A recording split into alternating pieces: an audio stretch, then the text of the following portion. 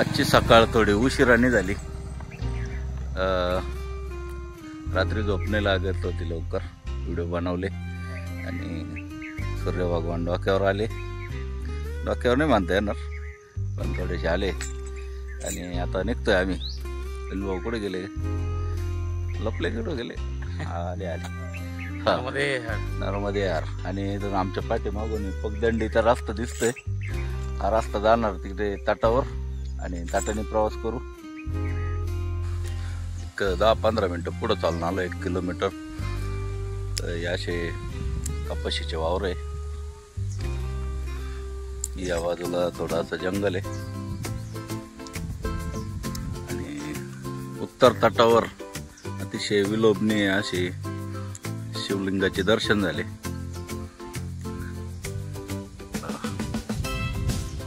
नर्मदे हर नमः पार्वती पते हर हर महादेव. मायाच्या तटाजवळ आलोय. इथं ही खराब झालेली नाव पडेल. गुरं चालले चरायला.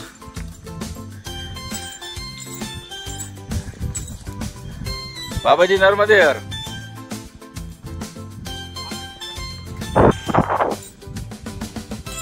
बाबाजी आले आंघोळ करून. आता आपण चाललोय तटावर स्नानासाठी.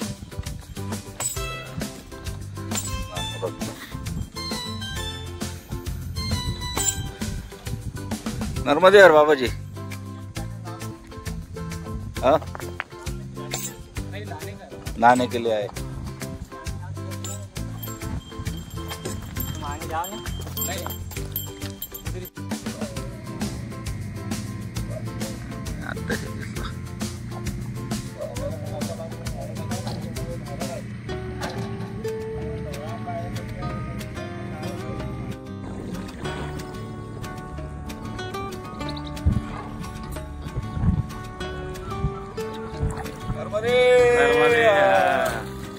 बाबाजींचे आपले साई स्नान.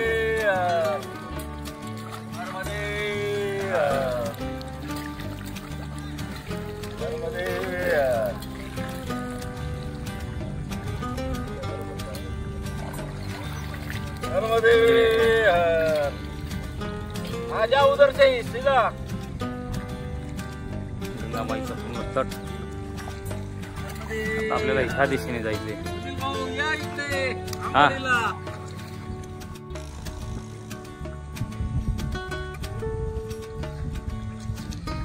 मच्छीमार असून सकाळी 4 वाजता उठून या बोटीतून जातात, मच्छीमार करतात. पण हा जरी त्यांचा व्यवसाय असला तरी नित्यनियमाने पूजा करणार त्यांचा दिनक्रम आहे.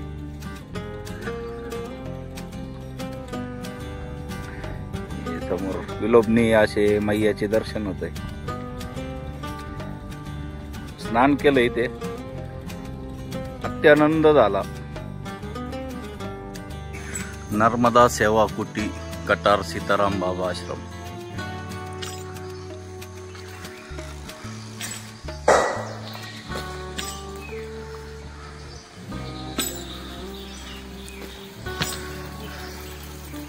जय श्रीराम. नर्मदे यार, नर्मदे यार माऊली.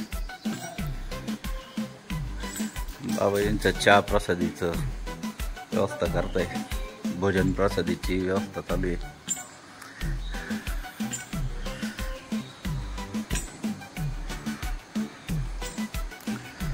सीताराम बीच. जय श्रीराम. बाबा आश्रम भोलेनाथचे दर्शन करताना. नमः पार्वती पते हर हर महादेव.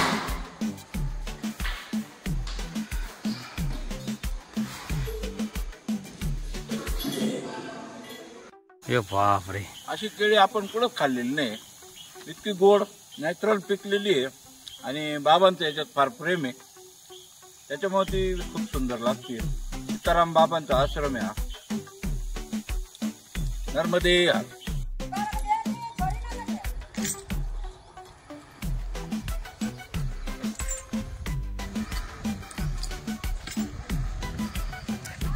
माँ नर्मदा परिक्रमा मार्ग ग्राम अली बुजुर्ग. अली बुजुर्गचा चौक आहे. इथून उजव्या हाताला वळायचं आपल्याला. इथे बोर्ड लावलेला आहे. अली बुजुर्ग गाव आहे. इथून आपल्याला उजवा टर्न घ्यायचा आहे. हे स्वामी समर्थ आश्रम काहीतरी आहे इथं. हा बाबाजी सांगताय इकडून जा. अक्कलकोट स्वामी समर्थ विश्रांती मठ अली बुजुर्ग 2 किलोमीटर. इथून 2 किलोमीटरवर स्वामी समर्थ आश्रम आहे. आता तिथे जाऊ आपण. अक्कलकोट श्री स्वामी समर्थ विश्रांती मठ चा परत एक बोर्ड लागलाय. साधारण इथून 1.5 किलोमीटर पुढे परिक्रमा मार्गावरच येतो. सोबत आम्ही दोघंच आहे. आता बाकीचे गेले पुढे. जगद्गुरु नरेंद्राचार्य महाराज संस्थान मुख्यपीठ श्री क्षेत्र नाणीज जिल्हा रत्नागिरी महाराष्ट्र. उपपीठ मध्य प्रदेश श्री क्षेत्र ओंकारेश्वर अली बुजुर्ग तहसील सानावत जिल्हा खरगोन येथील हे त्यांचं शाळा दिसते. आश्रम शाळा असेल. इथूनच पुढे स्वामी समर्थ मठाकडे जायला रस्ता आहे.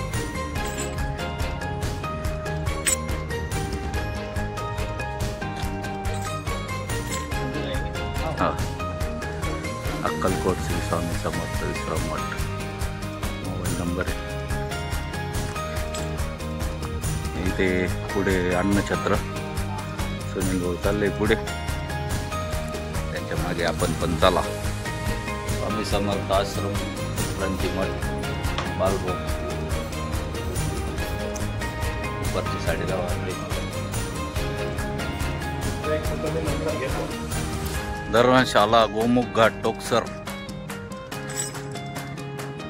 जिल्हा खरगोन मध्य प्रदेश. समोर गौतमेश्वर महादेव मंदिर आहे. गोमुख घाट टोकसर. इथून डाव्या हाताला परिक्रमा मार्ग आहे.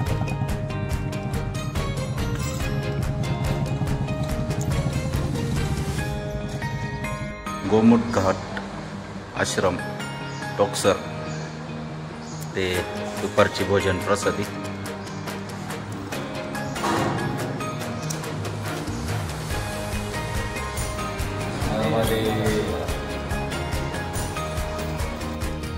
टोकसर येथील गोमुख घाट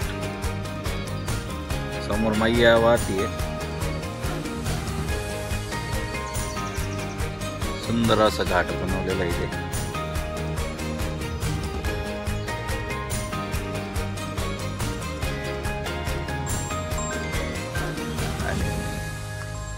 दुपारी थोडासा विश्राम.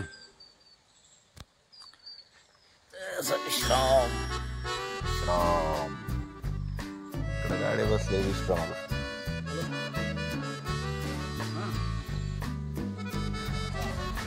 ओम नर्मदे हर सद्गुरु धाम आश्रम टोकसर. हे बघा कसं मस्त नाव बनवलेलं आहे. झाडांपासून नाव तयार झालेलं आहे. नक्षत्र वाटिका सद्गुरुधाम ग्राम टोकसर. आम्हाला निघायला फार उशीर झाला. तिथे आराम केल्यामुळे आता या आश्रमात काही जात नाही आम्ही. दुपारचे 1:30 वाजले निघता 12चा आलेलो होतो आणि दुपारचे 1:30 वाजले. ऊन चांगलंच पडलंय पण सोबतीला हवा पण आहे. थोडा आधार आहे उन्हापासून वाचण्यासाठी. असा पैराव केलाय जेणेकरून ऊन लाग नाही.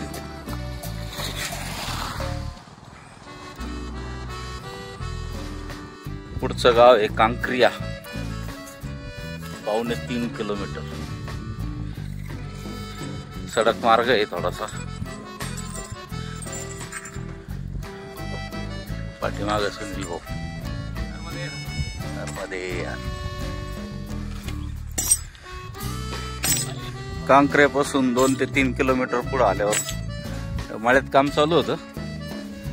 त्यांनी आपल्याला पाण्यासाठी आणि चहासाठी थांबवलं. नर्मदे यार बाबा, या मैया आहे हे बाबाजी नर्मदे यार. उन्हाने थोडस त्रास होतोय. शेजारी बघू शकता कपाशी आहे. ये क्या है? हाँ कैंची बोले तो सब्जी आती है.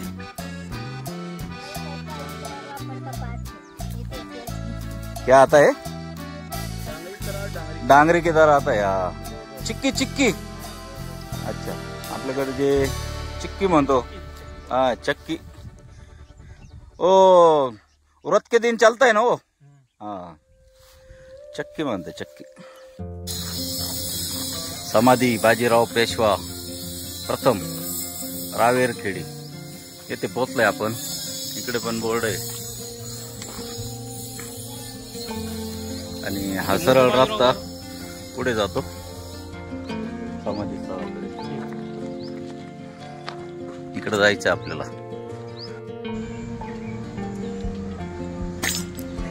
चला आता समाधीकडे निघालोय. इथे आश्रम आहे नर्मदेश्वर महाकाल अन्न क्षेत्र परिक्रमावासियों के लिए भोजन की व्यवस्था. टर्नवरच आहे.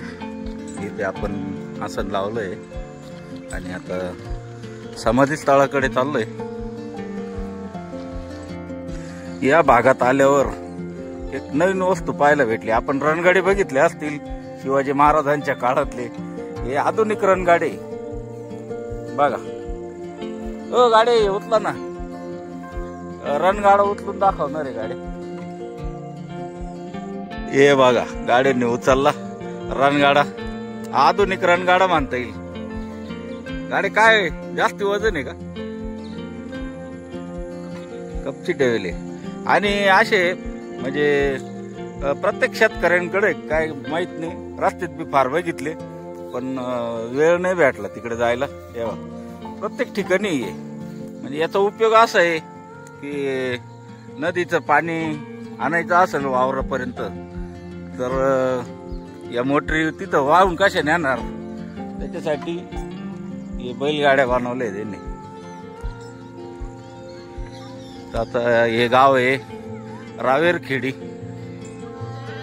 आपण चाललोय नर्मदा मैयाकडे.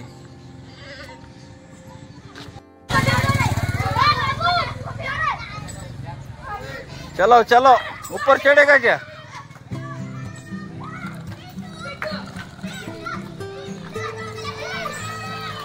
बघा कसा ट्रॅक्टर चाललाय माणसाचा. वाकायचा त्रास नाही. आपल्याकडं इतके छोटे छोटे इंजिनियर आहे भारतात. यांना फक्त प्रोत्साहन देण्याची गरज आहे. समाधी बाजीराव पेशवा यांची इथे समाधी आहे. पहिले बाजीराव पेशवे 18 ऑगस्ट 1700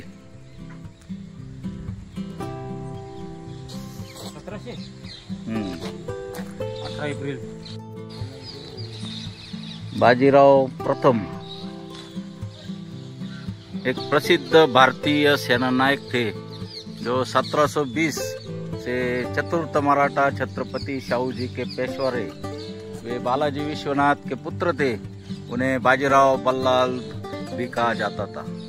भाट वंश के 9 पेशवाओं में सबसे प्रभावशाली बाजीराव ने मराठा राज्य के विस्तार में विशेषतः उत्तर में निर्णायक भूमिका निभाई थी. उन्होंने मालवा, गुजरात, निमाच समेत कई दक्षिण राज्य, पुर्तगालियों तथा दिल्ली के सुल्तानों की सेनाओं को मात दी थी. गुजरात के गायकवाड़, ग्वालियर के सिंधिया, नागपुर के भोसले, धार के पवार तथा इंदौर के लोकर को अधीन कर उन्हें मराठा संघ का गठन किया था. उत्तर भारत में एक अभियान के दौरान 1 लाख सैनिकों के साथ पश्चिम निमाड़ में नर्मदा तट पर डेरा डाले थे. उसी दौरान भीष्मघात, लू लगने म्हणजे आपण त्याला म्हणतो ऊन लागलं से 28 एप्रिल 1740 को 39 वर्ष की आयु में उनका निधन हुआ। उनकी अंत्येष्टि 28 अप्रैल 1740 को नर्मदा तट पर रावेर खेड़ी में ही हुई थी। उनके वफादार सरदार ग्वालियर से सिंधिया ने या उनकी समाधी बनाई। असा इतिहास इथं लिहिलेला आहे, आपण वाचून दाखवला। आणि हे गाव आहे, रस्ता वगैरे चांगला बनवलाय, चंद्रभागांचं आगमन झालेलं आहे। भारतीय पुरातत्व खात्याच्या अधीन हे गेलंय, त्याच्यामुळे इथली देखरेख सर्व अतिशय सुंदर केलेली आहे। मध्ये घुसताच इथे पिंपळाचं खूप जुनं झाड दिसलं आणि नर्मदा माईचं तुम्ही दर्शन घेऊ शकता। इथून मारुती राया रक्षणासाठी आहे इथे। आणि हे आहे समाधी।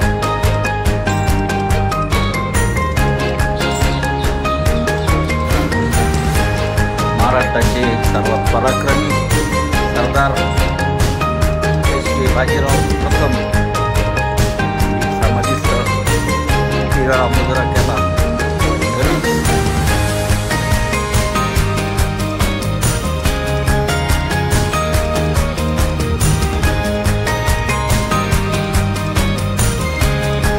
चारी बाजूने अशी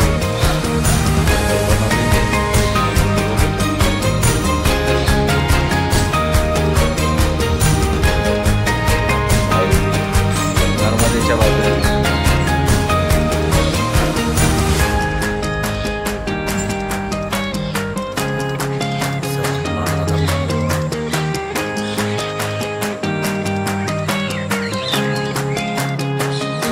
अतिशय विलोभनीय दृश्य दिसतंय इथून वरतून।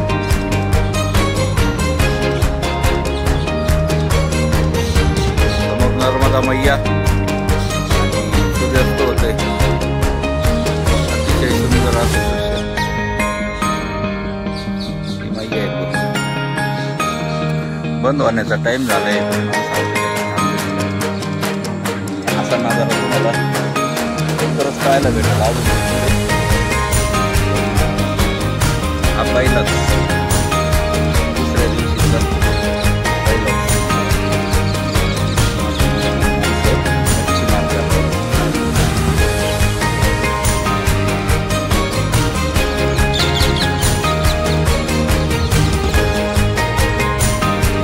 असे नजारे पाहण्यासाठी नर्मदा परिक्रमा करावं लागतं, तेव्हा हे सगळं बघायला भेटतं। आणि आम्ही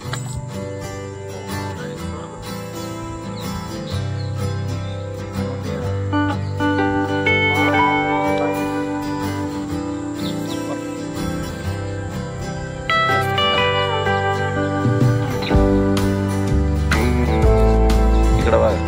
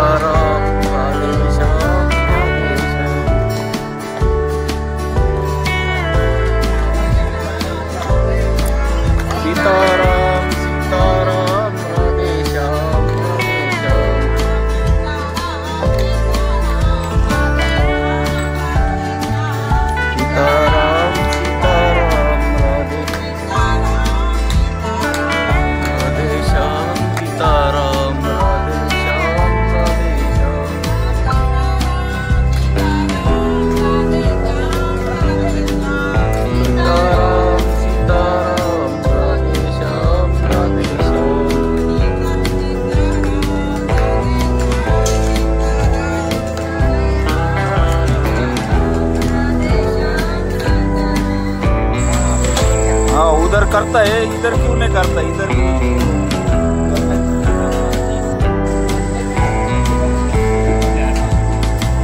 मध्ये गोली ही गोली कशा कशाच्या गोळ्या खात्या, पण परिक्रमा करण्याची प्रबळ इच्छा मनात असल्यावर काही पण होऊ शकतं.